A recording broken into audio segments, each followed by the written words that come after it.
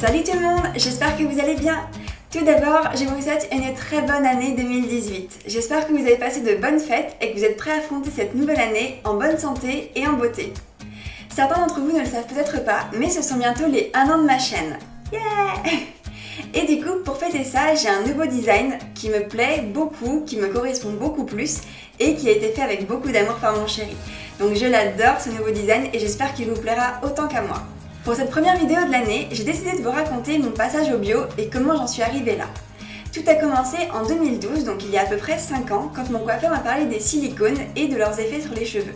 À partir de ce moment-là, j'ai commencé à me renseigner un petit peu plus sur ce qu'étaient ces silicones, comment les repérer, quels étaient vraiment leurs effets. Et j'ai commencé à ce moment-là à regarder un peu plus au-dos des bouteilles de shampoing, à lire un petit peu les listes d'ingrédients. À cette époque, je ne connaissais que le mot diméthicone, mais c'était déjà un bon début. Pendant à peu près 1 an, je ne regardais que les compositions de produits capillaires puisque je n'étais pas encore au fait de tout ce que l'on pouvait retrouver dans les cosmétiques de tout type. Et je lisais du coup beaucoup les ingrédients des produits capillaires en essayant toujours de chercher ce mot diméthicone, mais j'essayais d'en apprendre un petit peu plus au fur et à mesure. Au début, je ne consommais quasiment que des cosmétiques de marques conventionnelles que l'on trouve dans les grandes surfaces, mais j'ai essayé de m'orienter un peu plus vers des magasins spécialisés et je suis devenue une très bonne cliente de chez Yves Rocher, The Body Shop ou encore Lush en pensant m'orienter vers des marques qui étaient plutôt bonnes pour la santé sans trop savoir ce qu'il y avait derrière. Puis mon intérêt pour les cosmétiques a grandi et j'ai commencé à me renseigner un petit peu plus. Je suis également devenue une grande consommatrice de YouTube, notamment sur des chaînes cosmétiques, beauté ou maquillage, avec des youtubeuses comme Julie Loves Mac, qui était une youtubeuse il y a quelques années qui faisait des tutos maquillage, et c'est d'ailleurs grâce à elle que j'ai appris à me maquiller, mais également des youtubeuses un petit peu plus beauté de manière générale et lifestyle, comme Ingrid Nielsen aux États-Unis ou encore Estelle Lalonde en Angleterre, aussi connue à l'époque sous le nom de Essie Button. Je me laissais pas mal influencer par ces youtubeuses en écoutant un petit peu tout ce qu'elles disaient, les différents produits qu'elles présentaient, et c'est à ce moment-là que j'ai commencé à me rendre compte de l'étendue de toutes les marques cosmétiques qui peuvent exister. À cette époque, je n'étais pas encore trop au fait des labels et certifications bio, mais j'essayais de faire attention à ce que je consommais en lisant des avis, en comparant les produits et en allant de temps en temps également en parapharmacie, pensant que justement la parapharmacie ne contenait que des produits bons pour la santé.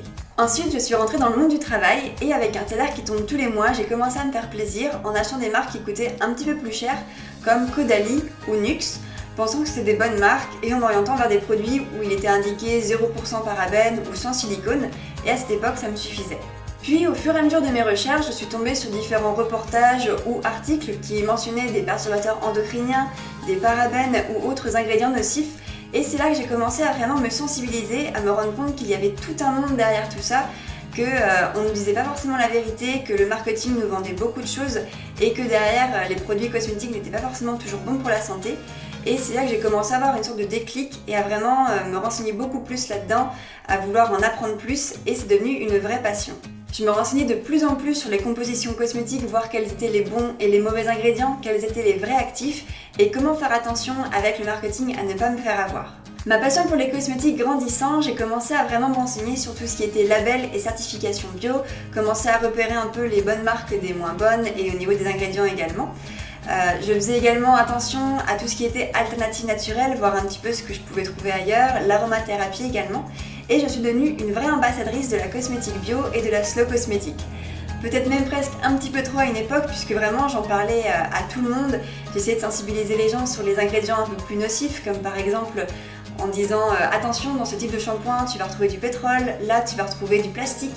Mais c'est vrai que le public en face n'était pas forcément là, tout le monde ne s'intéresse pas aux cosmétiques ou aux compositions. Donc certaines personnes ont juste envie d'un shampoing qui lave ou d'une crème qui hydrate sans forcément chercher à en savoir plus. Donc je me suis calmée depuis, mais c'est vrai que j'ai eu une période où vraiment je voulais en parler à tout le monde et partager cette passion. Et plus j'en découvrais, plus j'avais envie de le partager. Et puis, il y a un peu plus d'1 an, j'ai eu envie de partager cette passion des cosmétiques et des compositions avec des gens que ça intéressait. J'ai essayé de me renseigner un petit peu sur les différents moyens de communication, j'ai regardé un peu les blogs, mais c'est vrai que je n'aime pas forcément beaucoup écrire, alors qu'en revanche, vous l'aurez peut-être remarqué, j'adore parler. Du coup, je me suis orientée vers YouTube et en janvier 2016, j'ai créé ma première chaîne YouTube, Les Essentiels d'Anna. Même si vous n'êtes pas encore très nombreux à me suivre, j'espère que mes vidéos vous plaisent et vous permettent d'en savoir un peu plus sur tout ce qui est composition des produits et analyse marketing pour vous aider à mieux choisir vos produits. N'hésitez pas à me laisser en commentaire des idées de vidéos que vous aimeriez voir ou des sujets qui vous intéressent, ce sera avec plaisir que je créerai des vidéos là-dessus.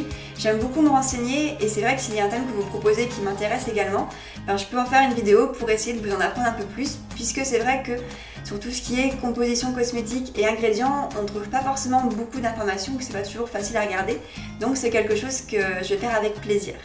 De plus, cette année 2018 est pour moi pleine de projets, puisque vous les découvrirez au fur et à mesure des prochains mois.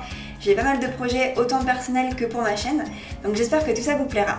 En attendant la prochaine vidéo, je vous souhaite à toutes et à tous une très bonne journée, un très bon début d'année, et je vous dis à très bientôt pour une prochaine vidéo. Bye!